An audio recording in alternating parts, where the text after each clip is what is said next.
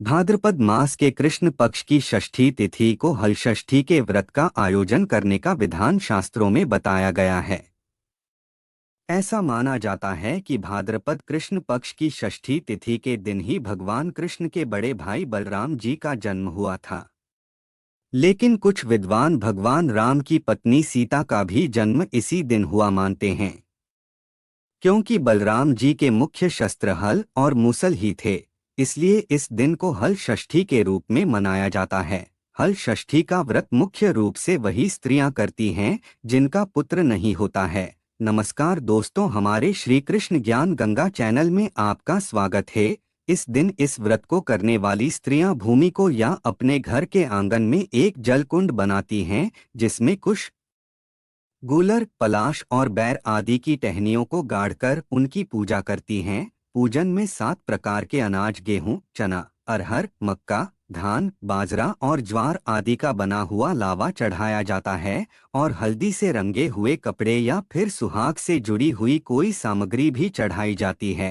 हे देवी पार्वती, आपने गंगाद्वार, कुशावर्त, विल्वक और कनखल में स्नान करके भगवान शंकर को पति के रूप में प्राप्त किया है। सुख और सौभाग्य देने वाली ललिता देवी, आपको मेरा प्रणाम है। आप मुझे अचल सौभाग्य की प्राप्ति करवाइए। कहा जाता है कि यह व्रत करने से स्त्रियों का सुहाग अचल होता है तथा उन्हें अंत में विष्णु धाम की प्राप्ति होती है।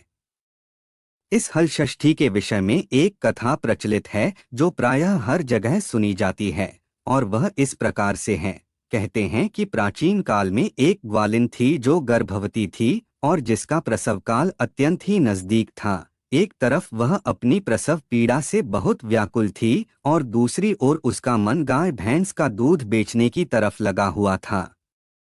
उसने सोचा कि यदि मेरा प्रसव हो गया तो फिर ये दूध और दही आदि सब बेकार चला जाएगा, इसलिए मैं फटाफट उठी और उसने सिर पर दूध दही की मटकी रखी और बेचने के लिए गांवों की तरफ चल दी। रास्ते में वह किसी बनबेरी की ओट में बैठ गई जहां उसको प्रसव हो गया और उसका एक पुत्र उत्पन्न हुआ। लेकिन सके मन में तो दूध औश्र दही आदि बेचने की व्यग्रता थी, तो वह बच्चे को वहीं छोड़कर पास के गांवों में दूध दही बेचने चली गई। संयोग से उस दिन हल षष्ठी थी। गाय भैंस के मिश्रित दूध को केवल भैंस का दूध बताकर उसने सीधे सादे गांव वालों में बेच दिया। उधर जिस झरबेरी के नीचे उसने बच्चे को छोड़ा था, उसके समीप ही खेत में एक किसान हल जोत रहा था। अचानक उसके बैल भड़क उठे और हल का फल शरीर में घुसने से वह बालक मर गया। इस घटना से किसान बहुत दुखी हुआ, फिर भी उसने हिम्मत और धैर्य से काम लिया। उसने झरबेरी के कांटों से ही बच्चे के चिरे हुए पेट में टांके लगाए और उसे वहीं छोड़कर चला गया। कुछ देर बाद ग्वालिन दूध बेचकर वहां पहुंची। बच्चे की ऐसी दशा देखकर उसे समझते देर नहीं लगी कि यह सब उसके पाप की सजा है। वह सोचने लगी कि यदि मैंने झूठ बोलकर गाय का दूध न बेचा होता और गांव की स्त्रियों का धर्म भ्रष्ट न किया होता तो मेरे बच्चे की यह दशा न होती।